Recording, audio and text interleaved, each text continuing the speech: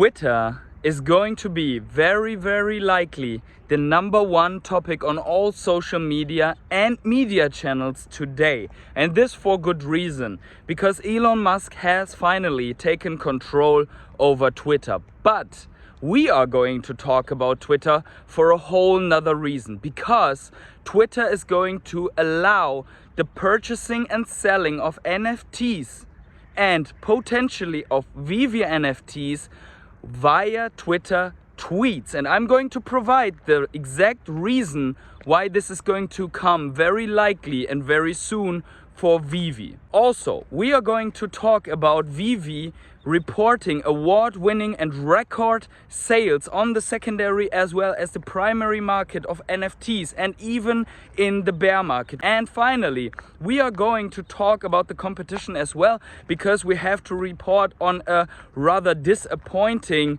but still successful first DC comic drop. But before we start, please keep in mind that I'm a crypto and NFT investor and not your financial advisor. So please do your own research before you ape full degen into the Veve or the DC collectibles. Also, if you enjoy this type of content, please consider dropping a like, subscribe to my channel, and let me know what you think about the DC drop and especially about the Twitter NFT integration for tweets in the comments below. Also, tick the little bell to always get notified whenever I upload a video. Therefore, select all when you tick the little bell. And quickly, I want to thank each and every one of my rare hodlers, my Patreons, my channel members, for always supporting me throughout this bear market, for always holding the line here on the channel. Thank you very much for this.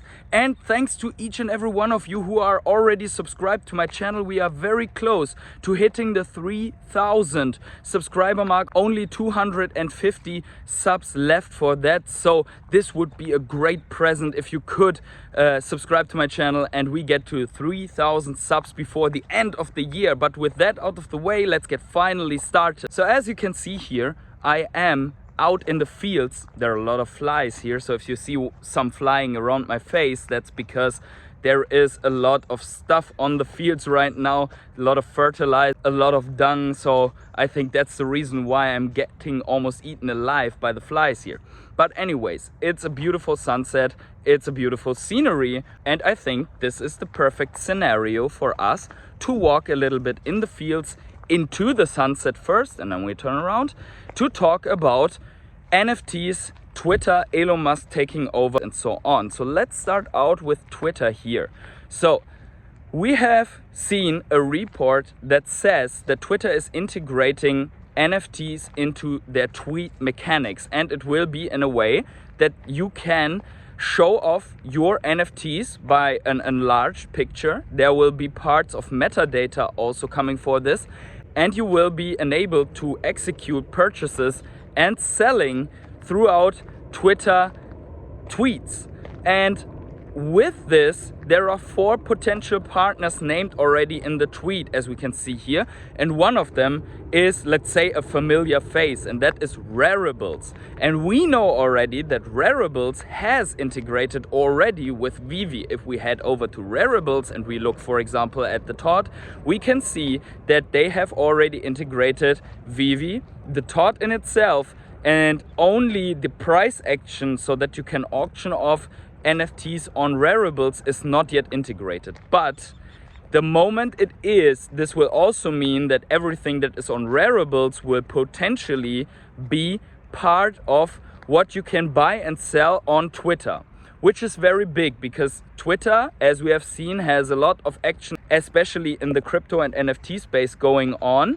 And in my opinion, each time you try to sell something via Twitter, you will raise awareness within the broader space. So this is very good for Veve in my opinion. So let's imagine someone is putting up the first Spider-Man ever on the blockchain, visible with metadata and where it is from on Twitter. Then a lot of people that were not aware of this will recognize that there is a lot of first appearances, especially for Spider-Man in this case, on Veve. And I think this could bring a ton of adoption, if not mass adoption, to Veve. But I think there is more to it. If you were subscribed to this channel, you'd already know that we are addressing all the critical stuff, all the negative stuff on this channel, but that we are also down for some very serious moonboy and degenerate stuff. And I want to get in a little bit more on this here. We know that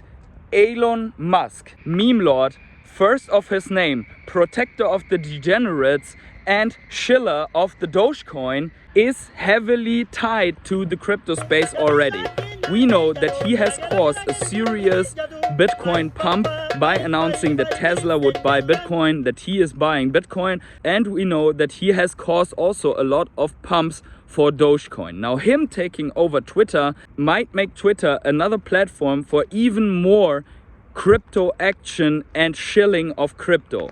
But now we are going to speculate really hard, and this might be a bit of a stretch. But do you guys remember when we talked about David Yu being a huge SpaceX fan?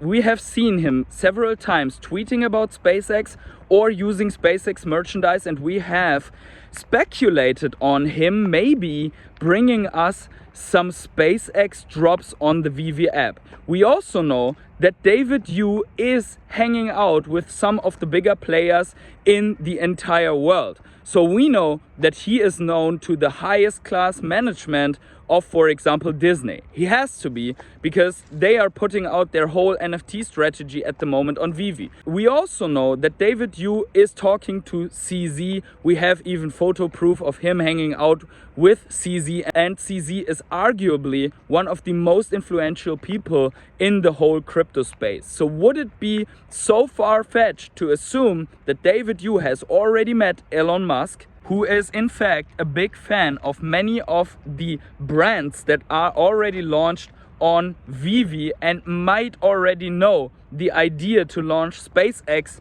on Veve? So all of this, in my opinion, could provide some synergy that could lead to serious mass adoption in the future for Veve.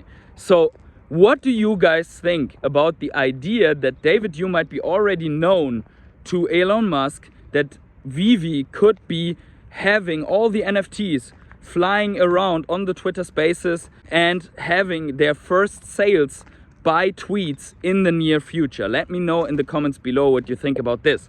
Now let's address the next topic. Veve has reported some very serious sales. We have seen an award for one of the most impressive and fastest growing companies, where Veve is the award winner. And together with this, we have seen that Veve made in 2021, so we are not even talking about this year, but the year before, $1.2 billion in sales. So the back and forth sales that are happening on the Veve app, not revenue, but $1.2 billion in the size that Veve was before 2022. In my opinion, this is a very impressive milestone. And in my opinion, this should definitely be celebrated by the Veve team, and especially by the Veve fam that made all of this possible by their relentless degenerate actions on the secondary market. Also, the text provides information that Veve has sold until then around 6 million NFTs on the app. Now we are already at 7.5 million if we are looking at Immutascan. Speaking of Immutascan, we are also seeing a continuous uptrend in user wallets that are holding at least one collectible. If I interpret it right, we always see Immutascan reporting the wallets that are holding at least one collectible. Now, we see also on the statistics that there is a little spike after each drop. I think those are flippers with 0 collectibles, participate in the drop, hit the drop, and then sell off immediately afterwards. So we have a fluctuation of, I think, 500, 600 wallets there, which could be very likely bots that are trying to benefit of these high scarcity drops that we are seeing at the moment.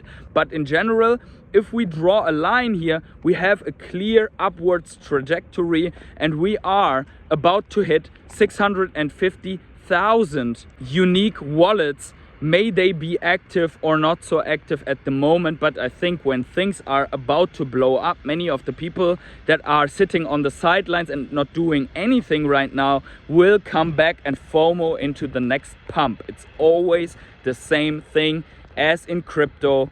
It will also happen like this in NFTs and potentially in Veve. Let's get to the last topic here, which is the DC comic drop.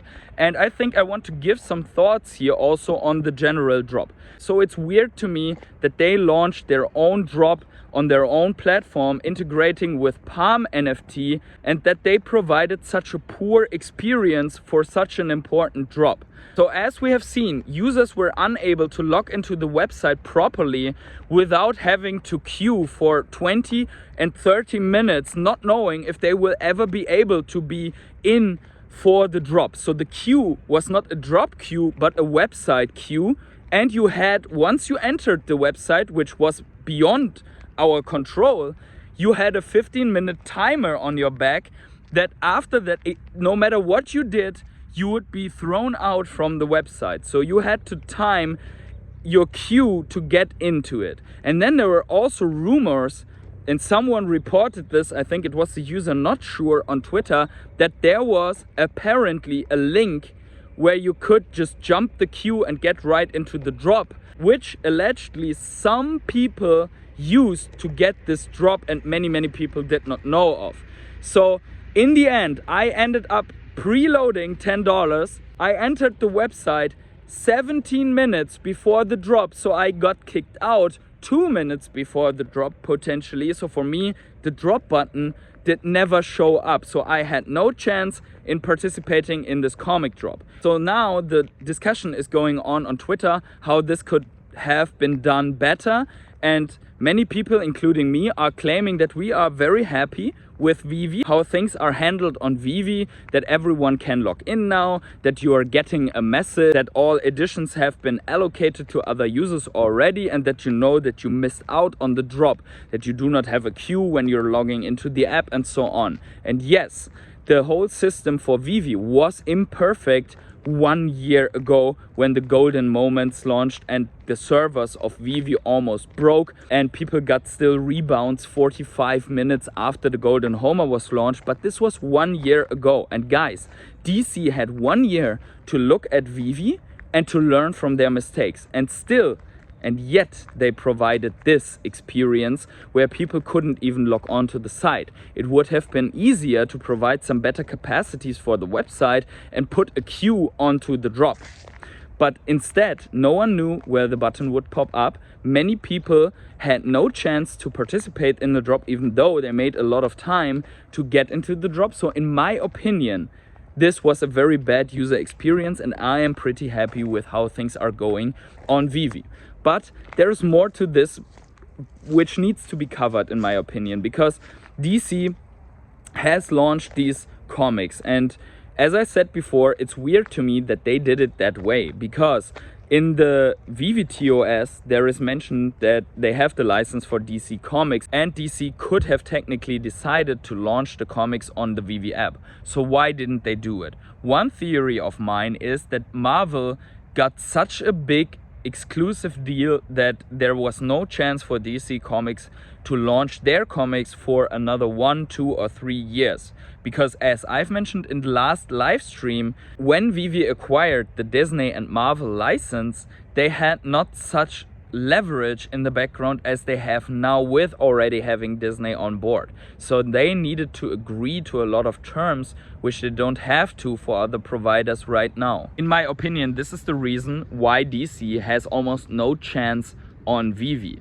Now, the other point is that I think it's not good to have degraded comic variants, because it's basically only another degree, and it is only a reflection of what is already happening in reality.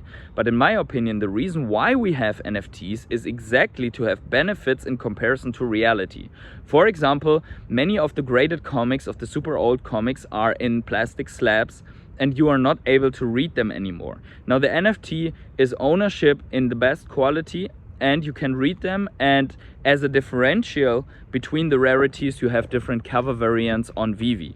So in my opinion, there's no need to repeat what is a downside in the physical world, such as, for example, the degrading comic. And David Yu has asked on DesignerCon in the UK if people wanted degrading comics, and there was almost no one who agreed that this would be a good idea. So I think most of the people that are at the moment on Veve agree that degrading comics is a bad idea because of the reasons that I've provided right now. In the end, I want to really stress one point. I am super happy that in general this drop was a success despite the bad experience for many, but it sold out within a millisecond.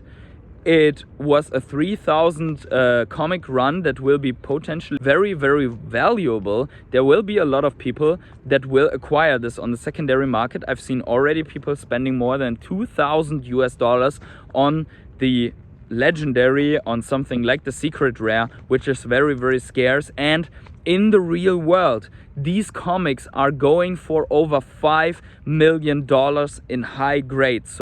5.3 million United States dollars. Superman #1. You're inspired by, you need to own a Bugatti, right? I think so. So that's my Bugatti. That's worth $5.3 million right there.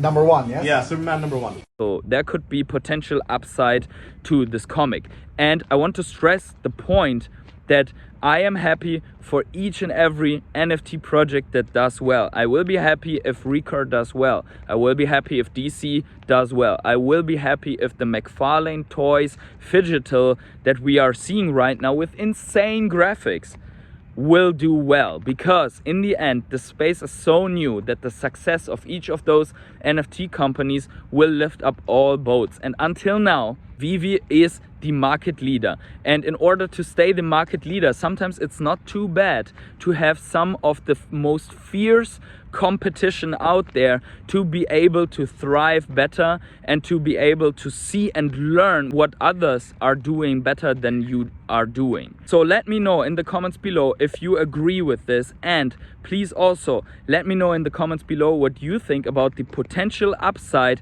because of the Twitter integration. And now I will leave you with these thoughts and this beautiful background here, and say, wherever you are on the world, have yourselves a great morning, evening, day, night or afternoon, and see you in the next video.